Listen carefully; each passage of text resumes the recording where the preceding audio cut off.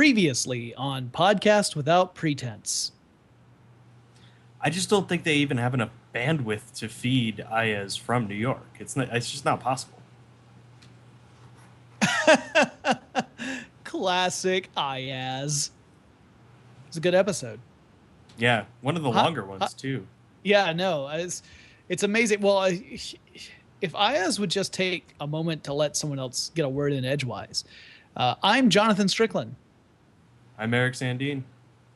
And Iyaz Akhtar is not with us tonight. He could not be here, which means, by the way, if you are a longtime listener to this venerable podcast, you know that normally we like to take a movie that we found on Netflix and one that preferably we haven't seen before and just try to watch it with no distractions whatsoever, just to see how much of the movie we can endure before we give up either on the film or on not having distractions or on life in general. And then we mark down the time. But Iyaz isn't here, and he said that he wanted us to hold off on the conversation about the movie we had picked, which, if you have not remembered, is A Talking Cat, ! Question mark, ! Eric, have you seen it yet? I did. I watched it today, finally, and I was sad when I realized we weren't talking about it. Because now I understand exactly how you feel. Yeah, I watched it 2 fucking weeks ago. And I've been carrying around the incredible burden of having watched A Talking Cat and not being able to unload my mind about the experience of having seen this film. But that's okay. That's okay. We'll wait for Iyaz to come back so that way we can all kind of chime in on this and discuss exactly how far we got and what we thought about the movie. But since we cannot really speak about that, we want to save that for the discussion when the whole crew is here. I had a question for you. It's something that happened to me recently, and it's happened to me before, and I'm just curious if you've ever experienced the same thing or if it's just due to the fact that my memory is terrible. And that was, I was looking for something to watch on Netflix. I wanted to watch a horror movie. I was just in the mood for a horror movie. And I wanted something that I was going to actually enjoy. I didn't want it to just be, a slasher, cheap knockoff of something like Halloween. So I started going through this whole list. And as I was going through, I saw that they had the movie The Innkeepers. And that's a ghost film that was directed by Ty West. He's the same guy who did House of the Devil. And I saw the title there and I thought, oh, I've heard of this movie. I've heard it's interesting. I should watch this. And then I noticed that it already had a rating from me. I had apparently rated it 2 stars, but I didn't remember having watched it. And I thought, well, maybe I just accidentally hit the rating button. So I started the movie. And as the movie started and as it went on, I realized, no, I have seen this movie before. And I waited to see if perhaps I had judged it harshly. But after a few more minutes, I thought, no, I really feel like the rating I gave it was appropriate for the way I feel about this movie. I don't actually think it's a bad movie. I just think it's the type of movie that doesn't appeal to me. But it wasn't until after I'd been watching it for a little bit that I was convinced that I had actually seen it before. So my question, Eric, is have you ever gone in to watch something or, even if it's a movie or TV series or even read a book thinking that you had not ever done that particular piece before, only to realize that you had? I've totally done it with things on Netflix. And I can't even tell you what they were. And they weren't like necessarily all bad movies. Like there was one movie, I can't even remember what it was, but it was one of those movies that I know I watched the entire thing, and about halfway through the movie, I started remembering the movie. Yeah. Halfway through it, I'm like, oh yeah, I remember how this ends. I remember that character and this character and that character. I apparently watched this at some point. It actually happened to me in a previous Podcast Without Pretense when we were talking about it was when we did Troll 2, which I think might have been our first movie. But anyway, when we did Troll 2, I remembered that I had started watching it on a previous occasion And it started the movie, and I thought, well, I know I didn't get very far into this film when I tried to watch it the first time, so I'll go ahead and watch it anyway. It doesn't really matter. It's one of those that I'm sure I gave up on, like within the first 15 minutes, easy. And as the film kept going, I kept realizing, no, I've seen this part too. And it would continue with it. No, I've seen this part too. And it was all the way at the end. And I realized, oh my gosh, I've seen this whole movie all the way through before. I had like, go ahead. No, you go ahead. Oh, I was going to say, I don't think I've done that with books before, but I wouldn't be surprised if I have actually done that with books, but I just don't remember it. Yeah. Like, see, I'm sure that I've read like the same book twice and not known it. It's terrible because I know my memory is so bad. And even things I really enjoy, I will have trouble later on remembering, especially details. But there are times where I had trouble remembering major plot points. And I realized as I talk to other people who have much better memories, at first I thought these people are superhuman. And then I realized, no, I'm just subhuman. Because I kind of had that recently. My girlfriend was watching Breaking Bad all the way through for the first time, and I was watching it with her. And the problem is that for the first like 1 or 2 or 3 seasons of that show, I'm sitting there going, wait a second, these are out of order. I don't remember this happening now. Have we seen, X, Y, and Z yet? This makes no sense. Like, I could not remember the chronology of the show at all. Right. Even though I'd watched it all the way through. And when I watched it all the way through, I marathoned like season 3 through the last season. But I don't know why. I could not remember how any of it happened chronologically. Yeah, I have issues with books as well as television series and movies. It doesn't help that a lot of the stuff I watch is genre stuff, so speculative fiction in particular, whether that's horror, fantasy, science fiction, whatever. And the reason why I say it doesn't help is because I've noticed a trend, and it's really, really prevalent in these types of shows, where you get a general kind of arc for a season, and then the next season follows the same arc. And the details are different, but the general arc is practically identical. There are 2 shows that leap to mind that describe this, and one of them is a show that, generally speaking, was very well received, which was Buffy the Vampire Slayer. And the arc that you always saw was at the beginning of the season, you have a character, Buffy, the main protagonist, who feels that she is out of her element. She's not really at home in her surroundings. She's unsure of herself. She's reluctant to deal with some of the big issues that are there. And then by the end of the season, she's become a determined, powerful, intelligent woman. She's confident in her abilities, and she's gained a new kind of identity. Until you get to the beginning, not unlike Leprechaun. Yes, exactly like Leprechaun. And then when you get to the beginning of the next season, she resets. She goes back to being the character who is not sure of what's going on. She's again reluctant, and she has to go through that whole development all over again. And then again, at the next season, it resets. Now, at least in one season transition, which would be the high school to college transition, this makes sense on the level of someone who goes from high school to college. That is certainly a time of change and can be, a little traumatic, especially if, you're really going into a whole new setting and it's totally new people, some of whom are really sure of themselves. And if you aren't sure of who you are yet and what you're interested in, obviously there are some parallels you can draw with a character who is dealing with some really strange stuff. But it happened every single season, not just the ones where there was like a big transition. Go ahead. I was going to say that, and granted, I haven't marathoned it in a long time.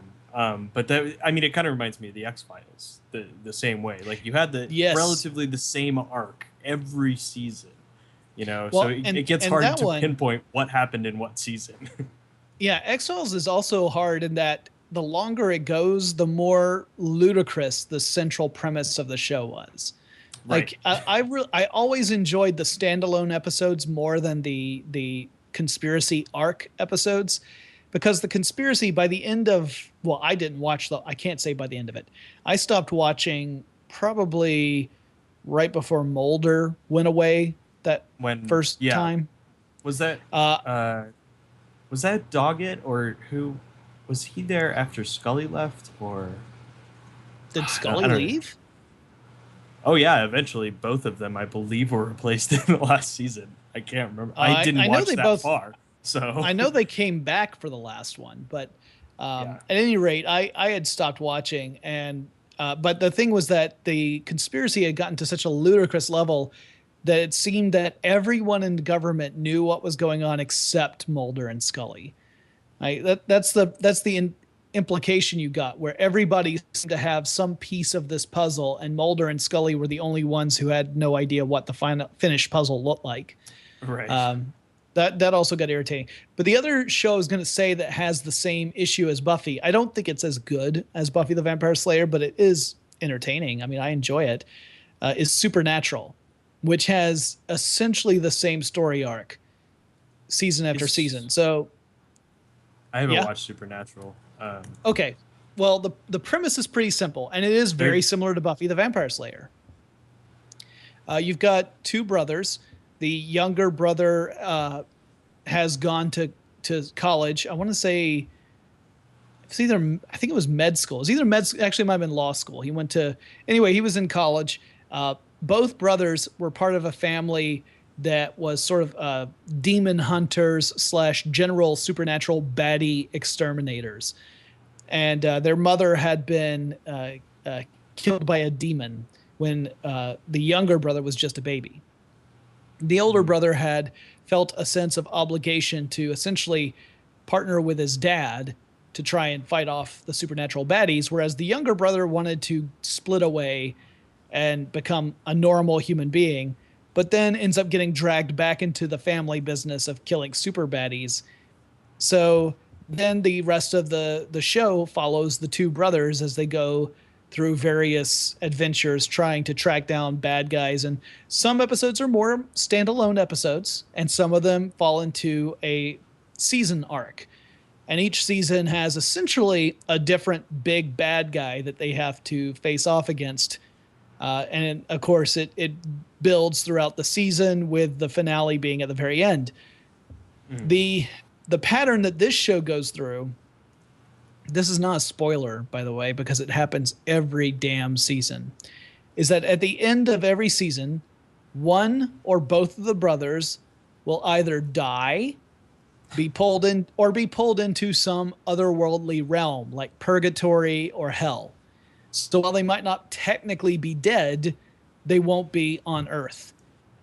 Every new season opens with the brother who had been missing returning, or revealed to have already returned, but have changed in some fundamental way. The first 2/3 of that following season will involve the brothers mistrusting each other because one of them has gone through this life-altering experience, possibly bringing something back with him, while the other is being secretive about whatever has happened during the first one's absence. And then by the end of the season, it all repeats itself. Literally every season, one or both of the brothers is killed or pulled into an otherworldly realm. And also, they're in season 9, it appears. So it's apparently a good formula. And then Carry On My Wayward Son by Kansas Plays.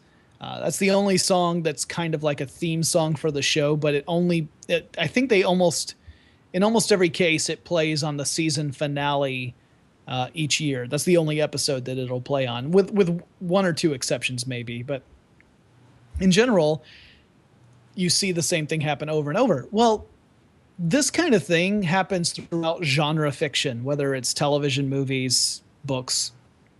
And that makes it even harder for me to remember when something happened chronologically, because everything happens in cycles, so it makes it harder to pin down. My wife has a much better memory than I do.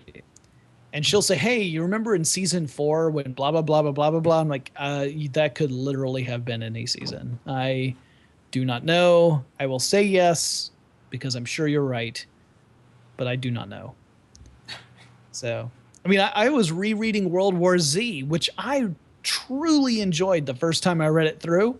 And I'm reading through chapters and thinking, I know I've read this before, but I so don't remember this. Oh no, that actually is happening to me right now. Once I heard who was at Showtime bought the rights for American Gods. Oh yeah. I went and grabbed a copy of American Gods because I couldn't find mine to start reading it again so that I could finish it before it was possibly ruined by someone. Right.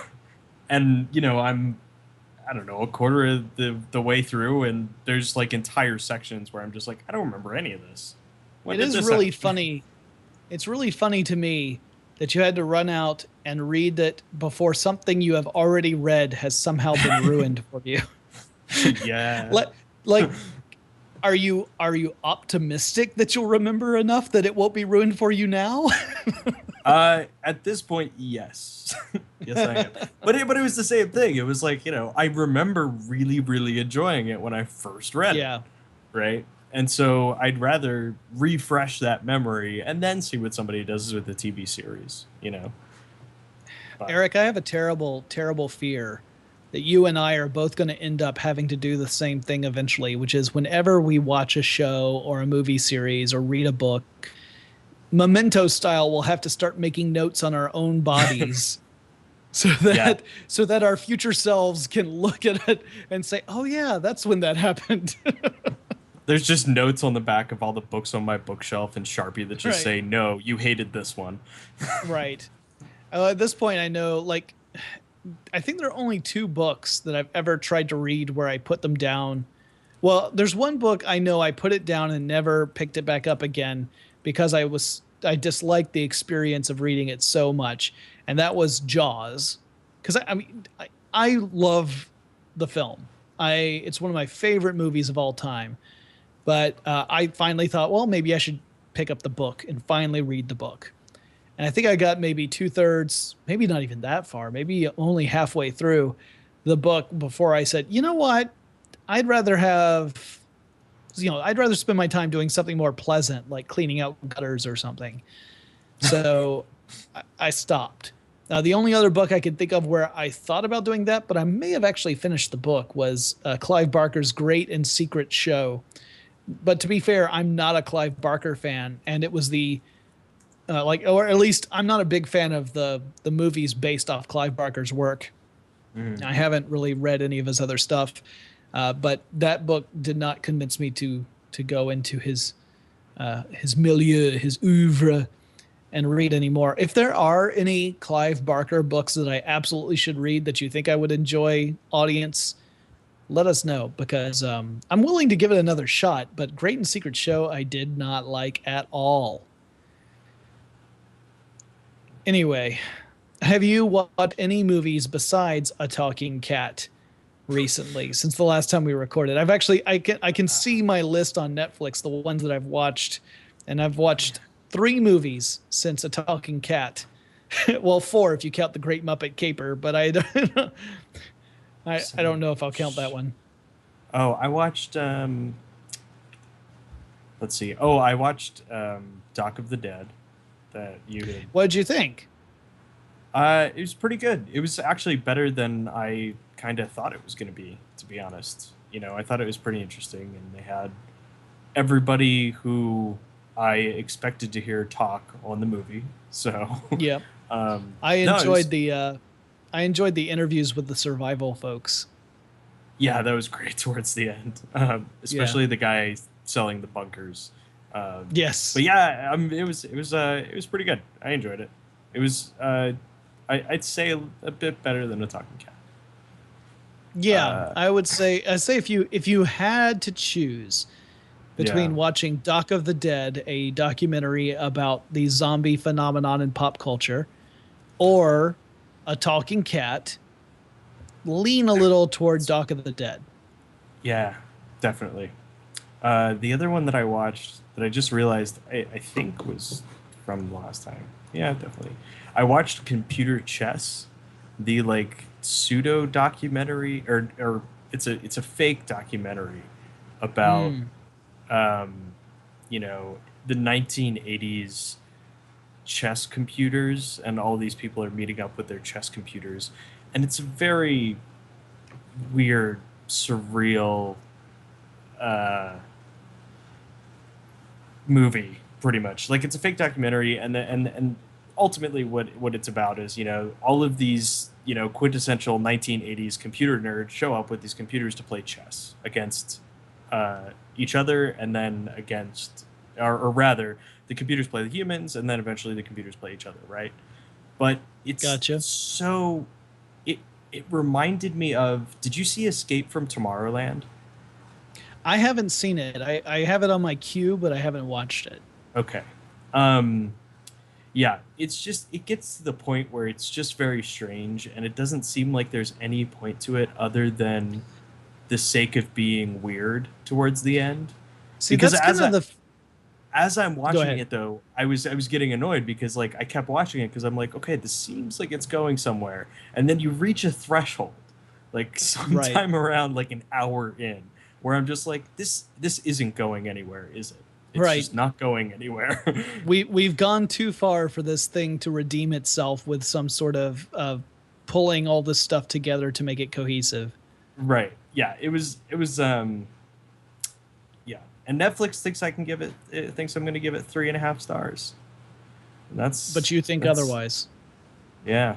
I mean, yeah. I just got bored and frustrated with it an hour in. Yeah, So I mean the I haven't seen Escape from Tomorrowland yet, but from based upon what I've read, it sounds like this is a movie that is getting by more on the gimmick that it was shot clandestinely at Disneyland. It was Disneyland, right? Not Disney World. yeah, I But think it was anyway, Disney. yeah, Actually, that was no. shot. I think they end up at Epcot, so it might be Disney World. Okay, well, Yeah. Disney World then. That it was shot clandestinely on Disney property, and that seems to be the big selling point for this movie. Everything I've read that was more of an actual um, Review critique or of the film, yeah, uh huh. seemed to be, not terribly. I don't know, just not. It didn't sound compelling enough for me to move it up the list. I mean, Yeah. here's an indication. Okay, so for those who do not know, last week I had to have my beloved dog of 16 years put down, which was a very difficult time for me, particularly since my wife was out of town and on a cruise, so she couldn't be there, nor could she find out about it. I didn't want to ruin her vacation, so it was a really tough week. And I was spending time watching stuff. And one of the things I decided to watch, because, everyone needs a pick me up. After something that traumatic, you got to have something to pull you through. So I watched Apocalypse Now. Um, Probably not the best choice considering what my mental state was. And it was, in fact, I'm looking at the date. It was on the day that I had to take my dog into the vet to be euthanized.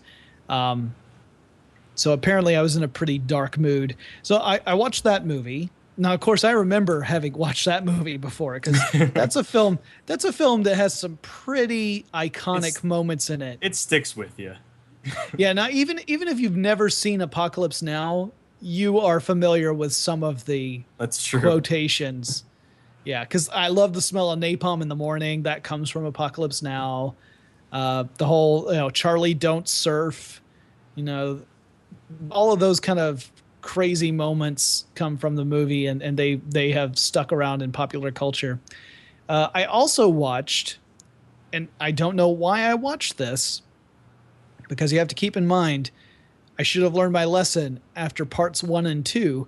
I watched Hatchet 3. Oh God. I Well, know. I don't. at least you didn't put that on us to watch. So I thank you for that. No, no. Since I've already seen it, there's no need to have it for podcast without pretense, unless Iyaz absolutely demands it. In which case, I can talk about it, after the fact. I will say this. I'll say that it was it had a little less ridiculous over the top acting from horror icons, but only because they had already killed off so many horror icons in previous installments of Hatchet and Hatchet 2. They did have the actor who was in the Jason outfit for the Friday the 13th reboot. He played a character. So you essentially have two of the actors who have played Jason Voorhees facing off against each other within Hatchet 3. Of course, they're both playing different characters. It's not Jason. And then Sid Haig, who was... did you ever see what is it? It's the Rob Zombie horror films that he did. Well, I've seen the Devil's Rejects and House of a Thousand Corpses. Yeah. You've seen those? Okay, he played Captain Spaulding, the crazed clown guy. Oh yeah. No, I looked at his. Yeah. I just grabbed his Wikipedia page. Yeah, I know exactly what you're talking about. I actually, I'm not an enormous fan of either House of a Thousand Corpses or The Devil's Rejects, but Sid Haig's performance in both of those movies is really entertaining. Yeah. And he plays a like a backwoods crazed racist in Hatchet 3. Mm-hmm. It's a brief appearance, but it is pretty entertaining from a terrible, this is a terrible human being standpoint. That's about all the good stuff I can say about Hatchet 3. Well, that and the fact that they really committed to doing practical effects, which if you are, tired of seeing CGI blood splatters, is a refreshing change. And the other movie I watched was A Fantastic Fear of Everything, which stars Simon Pegg. I also watched that. What did you think of it? Yeah. Did I finish that? I guess I did. It says I finished it. See, here's a perfect example of a movie where you've seen it, but you have no recollection. Yeah. Well, I watched it. Well, apparently I watched it in April. Yeah, I mean, from what I remember, I enjoyed it, but I remember it going on a bit long and not having a real ending. But then again, that's all I really remember. Yeah, the premise was that Simon Pegg plays a writer. Yeah, he's a writer who wrote one successful children's book and now does not want to be known as a children's author. So he's been researching a book on serial killers while his own phobias have been getting worse and worse, making him agoraphobic and paranoid. And then he actually does become the target of a would-be serial killer. Right, that's right. Yeah, I thought it was interesting and at times entertaining, but the pacing was a little problematic. Yeah, I remember it being slow, and I think that's why I didn't pay too much attention to it as it was on. Yeah, was because I was just kind of zoning out. Yeah, I don't mind a movie that takes its time, but you have to have enough substance there to keep me going. Like a slow burn is actually, I prefer it in horror movies, for example.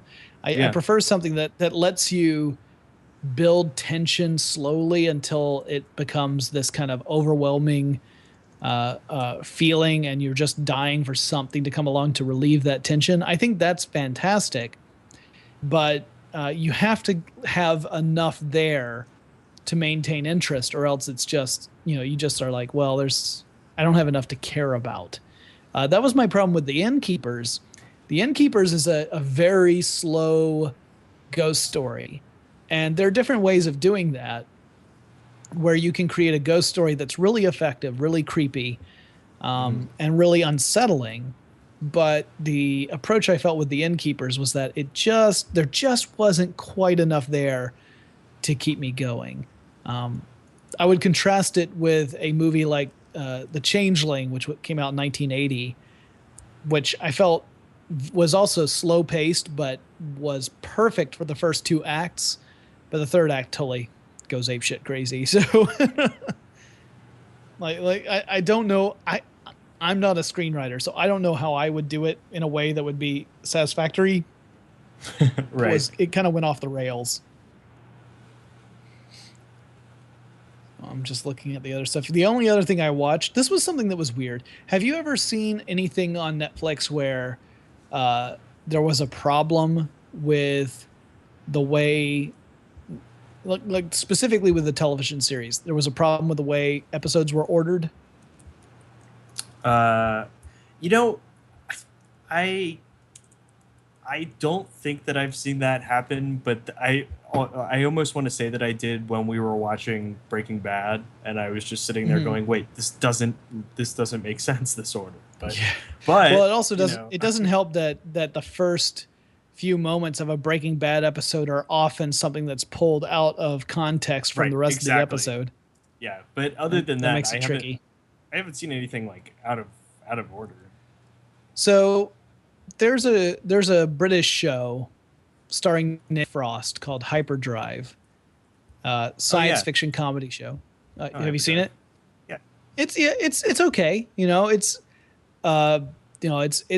probably in the medium tier for British comedy, but it's still fairly amusing. And there are a couple of moments that are in various episodes that are truly hilarious. Most of it's just kind of like, oh, that's cute. Well, when I first watched Hyperdrive on Netflix, there was a problem with season 2. And the problem was that the episode descriptions and the episodes themselves were in the wrong order. And the issue was that season 2, the episode that was listed as episode 1 was actually episode 6. Episode 2 was episode 5. Episode 3 was episode 4. So in other words, if you're watching the show in order as it was presented on Netflix, you were actually watching season 2 backward.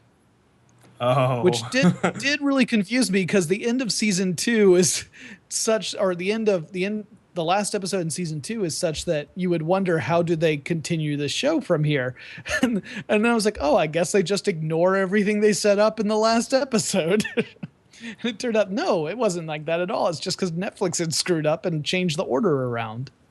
It has since fixed it, but at the time, and the thing was that the description and the title of the episodes were so weird, because it was like, I don't understand why they titled this episode at all, and I didn't notice any of those plot points happening. Uh-huh. And it wouldn't be until later in the episode I'm like, this feels a lot more like that episode that it described back at the beginning of the season. See, now it's shit like that makes it even harder for me to fucking remember when shit happened inside a book or television series. Okay, so I have a question about a movie that I'm pretty sure exists, but now I cannot remember what the title was, and I can't even search for it. So I thought that the UCB had come out with a movie. So have you seen the Upright Citizens Brigade? Do you remember the TV show at all? Yes, yeah. I'm more familiar with their actual improv stage work, but yes, I know what you're talking about. But so there's one of the drugs that's the arching drug that they always talk about is called Super Cool. And I remember I could have sworn there was a movie that they made after UCB ended that was called Hard Candy. Oh, no, Hard Candy. Well, you might be thinking of Brain Candy, which was a Kids in the Hall movie. That's what I'm thinking of, and not the UCB. Yes, okay. Yeah. For some reason, Brain Candy, it was stuck in my mind, and I had it crossed with the UCB instead of Kids in the Hall. Yep, that's it though. Where it turns them into zombies. Yeah, well, what it's supposed to do is it's supposed to lock away your bad memories so that you're just happy. And make you like a happy person all the time, but then it eventually locks everything away until you're just a grinning zombie. Right. Yeah, because I remember Bruce McCullough, because all of the Kids in the Hall play multiple characters in that movie. Yeah. And Bruce McCullough, one of his characters is the lead singer of a metal band. And I remember like his bit about hold it. I want to talk about drugs. And someone yells out, heroin. He says, no, not heroin. Like, hashish. No, not hashish. Horse tranquilizers? No, not horse tranquilizers. I just heard about this drug that's supposed to make you happy. I just wanted to say, fuck, happy. And then it goes into their heavy metal number. Yeah. I remember that. And I remember the song Spiraling Shape by They Might Be Giants is on that soundtrack. Because that was the first time I ever heard that song when I saw the film. And I saw it in a movie theater that had a killer sound system. Like they had really boosted up the sound system.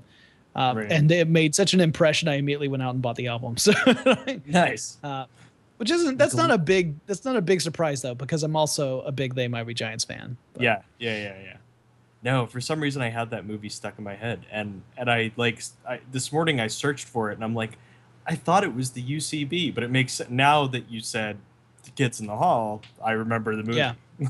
Yeah. Well, I mean, they're both groups that did sketch comedy, so it's not like it's a it's not a huge jump.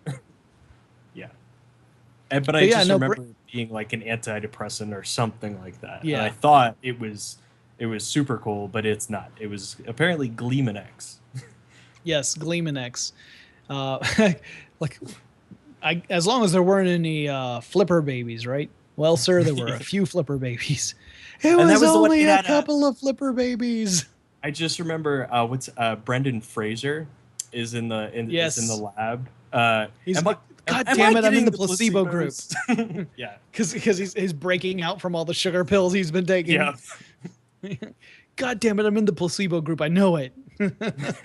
That's like his only little bit too. He's only in that one scene. Yeah, that's the only thing he's in that movie. Where did that come out? Yeah, no, that film for the most part is just made up of the kids in the hall playing various characters. There are very few other performers who appear in it at all. So, 96.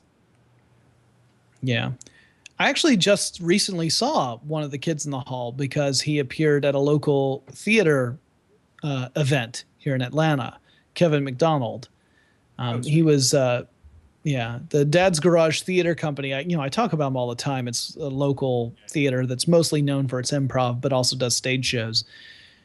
They have been looking for a new permanent home. Their old permanent home was sold out from under them.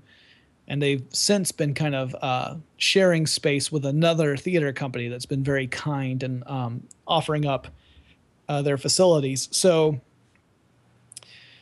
they held this big event to help raise money to put down a down payment on this church that they're planning on purchasing to make a new theater. Yeah. And so a couple of the people who are parts of this, a couple of the ensemble members of this theater include Amber Nash, who plays Pam on Archer, and Lucky Yates, who plays Doc Krieger on Archer.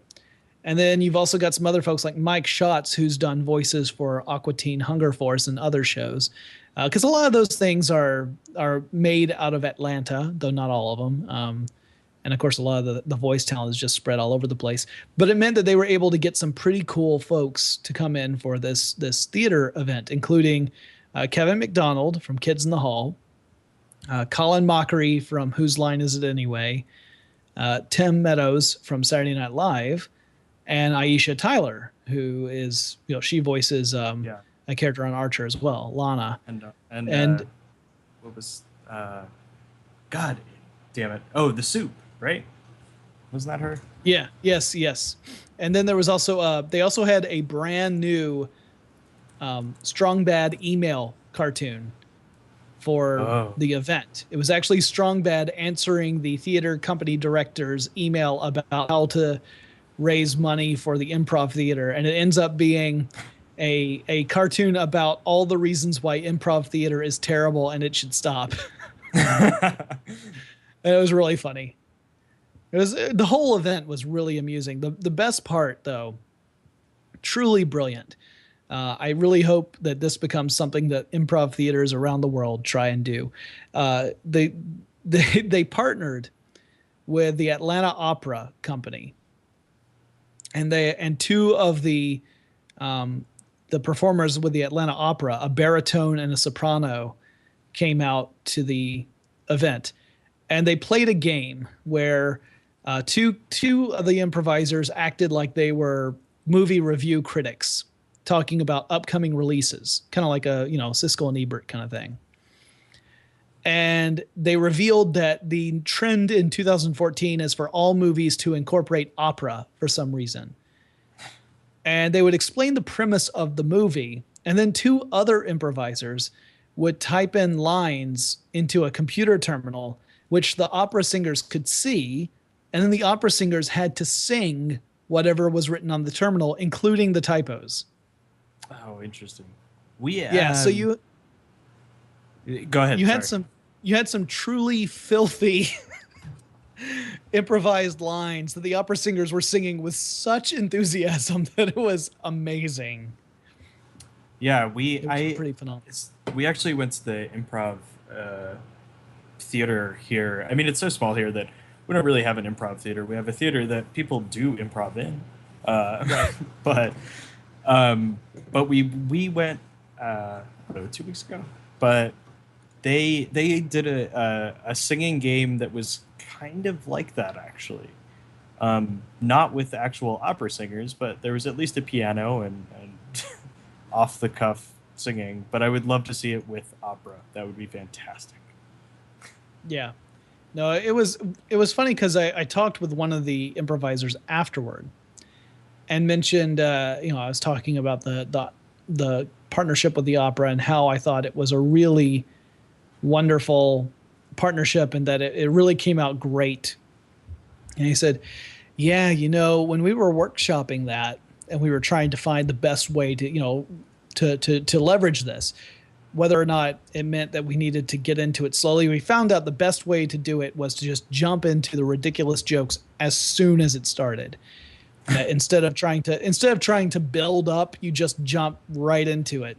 So the other thing we found out was that we were worried that there could be technical issues where the monitor doesn't work or whatever.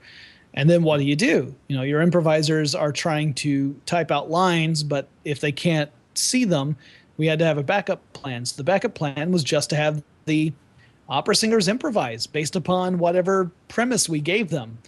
And it turned out they would go way filthier, way faster.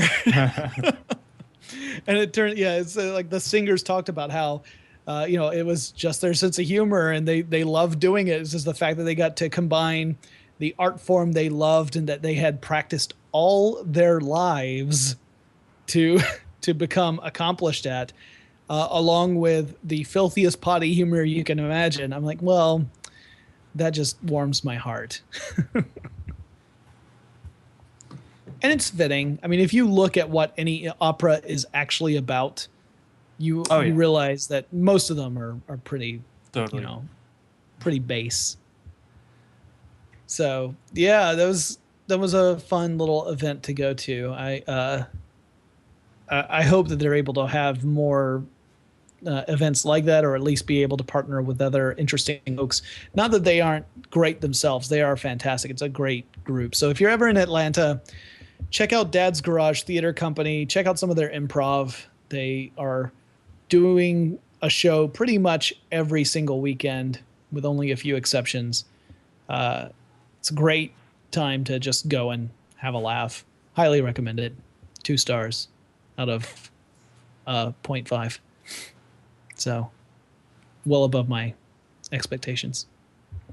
That's the Jonathan Strickland scoring system. I only go up to 0.5 stars usually.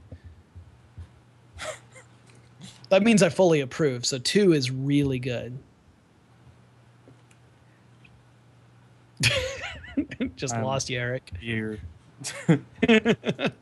Okay, well, anything else? Did you watch anything else in the long hiatus since the last time we recorded? I think that's really. As far as movies, I think that's all I've got. I haven't been to the theaters, so I haven't seen any of those. Yeah. The last thing I saw was in the theater was the Riff Treks Sharknado event, which was pretty entertaining. Roommate went to that actually. Yeah, that's what she said. No, it was fun. The only problem was that I had already watched Sharknado before, right. And it just really drove home how terrible that movie is. Yeah, I mean, I haven't been to any really of those, any of their live. Have you been to any of their other live Riff Track? I went to Plan 9 from Outer Space, which was fantastic. And I want to say there was one other one I went to. I remember there was one, and it might have been Plan 9, where Veronica Belmont was one of the hosts of the show, not doing the riffing, but kind of a master of ceremony sort of role. But I can't remember if that was Plan 9 or not. But I did see Plan 9, and I remember watching. I didn't see it live. I saw the replay. I saw their riffing of Reefer Madness, which was also hysterical. Really, really well done. But the problem with Sharknado is just that I had seen it before and I hated it the first time. So seeing it the second time, really like noticing even more how poorly made that movie was. Ugh. Yeah. And, you know, there's no defense. Even if you say, oh, well, it was done on purpose. You can, you know, making a bad movie on purpose is not a good idea. Right. I think the bad movies that were made with the intention for them to be good movies, those are the ones that are fun and charming, and you can laugh at them and still appreciate what they were trying to do because it was sincere. But movies that were made just to be bad, there's nothing admirable about that. Right. Oh, I remember the other thing I was going to ask you, Eric. What's that? This is a question I had because I'm, again, as a fan of genre stuff like speculative fiction, it's something that I encounter pretty consistently, and I'm wondering if it bothers you like it bothers me. So, with speculative fiction in particular, you are asked to suspend disbelief, right? Mm-hmm. Like you have to buy into whatever the fantasy or science fiction or horror world or whatever. You have to buy into that world for the film to have any kind of impact on you, whether that's superheroes or fantasy or whatever. I don't have a problem with that. I am perfectly happy to make that leap into a world where things that are impossible in the real world are totally common sense. I've got no problem with that. What I have a problem with is when that world itself is inconsistent, or the rules within that world are inconsistent, or characters within that world are inconsistent. And I despise when people tell me, oh, you have a problem with that, but you don't have a problem with goblins running all over the place. Yeah, no, I also have a problem with internal inconsistencies with things like that. Yeah, like when you read into a universe and then suddenly realize that, oh wait, there are no rules to this universe because he just did X, Y, and Z, and I thought the rules were, you know, this, but now I see there are no rules. Yeah, going back to Joss Whedon, he can be pretty bad about this, about setting up a universe and then breaking rules. Now, you can get away with that a little bit by using the excuse of, well, the characters understand that the rules of the universe are X, Y, and Z, but in reality, it turns out they're not X, Y, and Z. But that feels like a cheap excuse after a while. Yeah, especially if everything in the show up to that point has followed those rules, and then suddenly you break those rules. You're like, okay, come on, dude. Just establish the rules of your universe and stick to them. Well, the reason I brought it up is because a friend of mine is going to Comic-Con, and she's going in the role of a reporter for a pop culture blog. And so she was posting on Facebook. She said, I'm going to go talk to the people behind the following shows. Do you have any questions for them? And one of the shows was Sleepy Hollow. Mm-hmm. And I said, yes, I have a question for the creators of Sleepy Hollow. I said, why did you find it necessary to make American colonists speak in Middle English when they should have spoken in modern English that was antiquated but still modern? I said, I can totally buy into a show where the Revolutionary War was not just fought between Americans and the British, but also people who were incorporating demons and other supernatural creatures in their employ, and the good guys who were trying their best to resist the powers of darkness. I can totally buy into that. I can buy into certain characters falling into what amounts to a Rip Van Winkle sleep and waking up in modern day and having to deal with being a fish out of water and trying to fight these supernatural forces. I can deal with that too. What I can't deal with is encountering a lost colony of American colonists who have been trapped in a time bubble for hundreds of years and discovering that they speak in Middle English, because that makes no sense. If you're gonna base, like, if the foundation of your speculative fiction is the real world, you can't change facts like that, Right. without explaining that in this world things happened differently. If for some reason they were able to explain that in this version of Earth, Middle English was still a prevalent language in the 16th century, then maybe I would have gone with it. But it wasn't. And people are like, but there's a headless horseman. I'm like, yes, in the context of the show, the headless horseman makes sense. That's true. I'm glad I'm not the only person who goes nuts about that kind of thing. Oh no, I had a simple one the other day that actually, like, it's not really a universe thing, but we were actually watching Law and Order SVU, right? Mm-hmm. And it was an episode where they were playing off of the kind of To Catch a Predator style show, right? And so the host of that show was a woman, and she was being stalked by somebody. But there was one detail that really got to me, which was, so the cops are, off into the side room watching the suspected pedophile walk in and talk to the kid, right? And the cop, one of the officers, radios to the other officers and just says, "Go now." And the officers who are waiting break through the door, like with a battering ram. And Okay. I'm sitting here going, wait a second, this doesn't make any sense. Why are they breaking through this door? They know why they're there, and they've conceivably been doing this all night, because I'm pretty sure that's how these things are set up. Wouldn't they have a key to that door? I'd imagine it would have been unlocked. Even if it were locked, wouldn't they have had a... Because, look, Right. If you're setting up a sting operation, presumably you have the means to open up the door that leads into it. Right. You don't necessarily need to knock the door down. You're like, look, why don't we just use the key, unlock the door, open it? No. Look, we brought this fucking battering ram. I'll be damned if we have to carry it back and we didn't use it. It was totally one of those things. And actually, it's funny because the more and more I watch SVU, like going through it, because I think I marathoned it.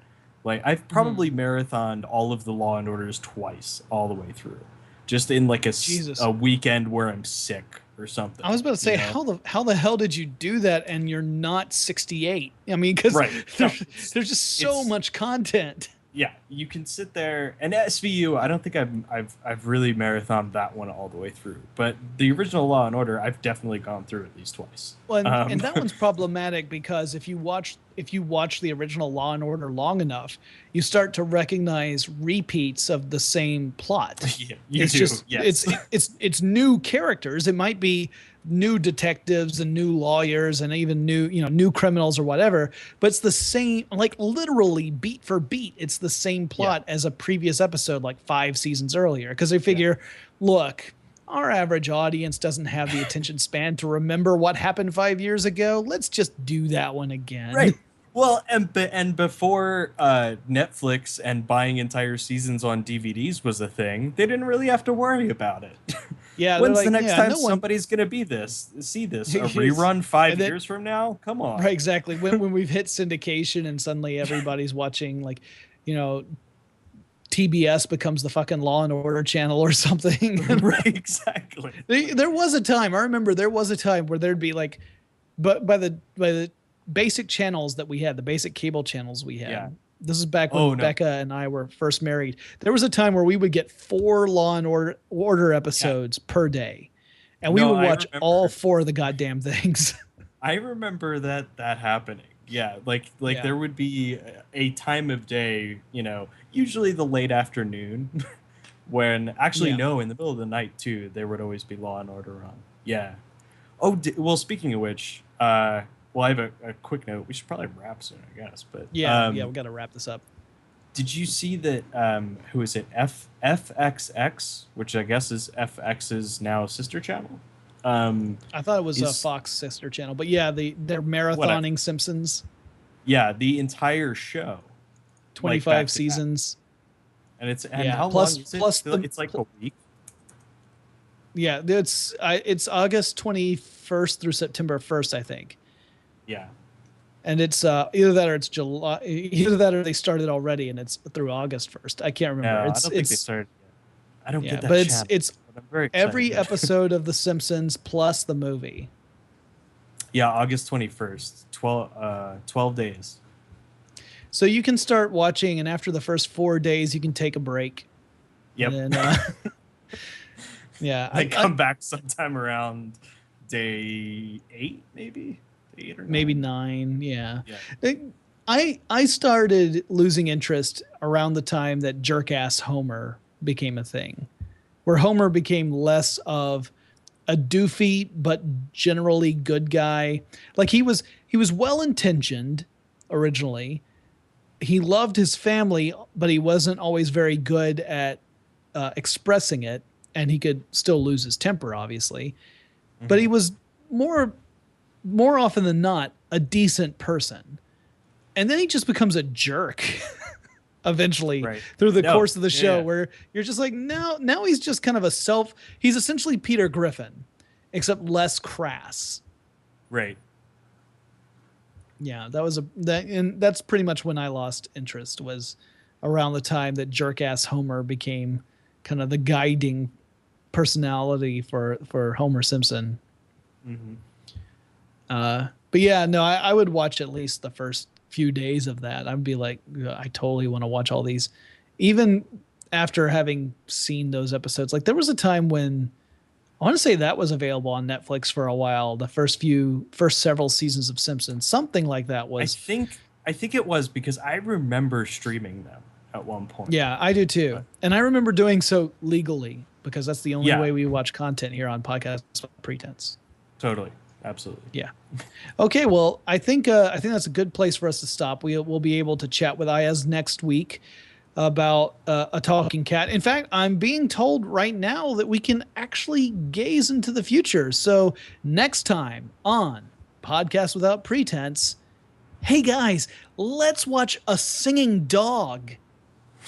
Don't you tell me that cat reminds me of your cat, Iyaz. Shut the hell up.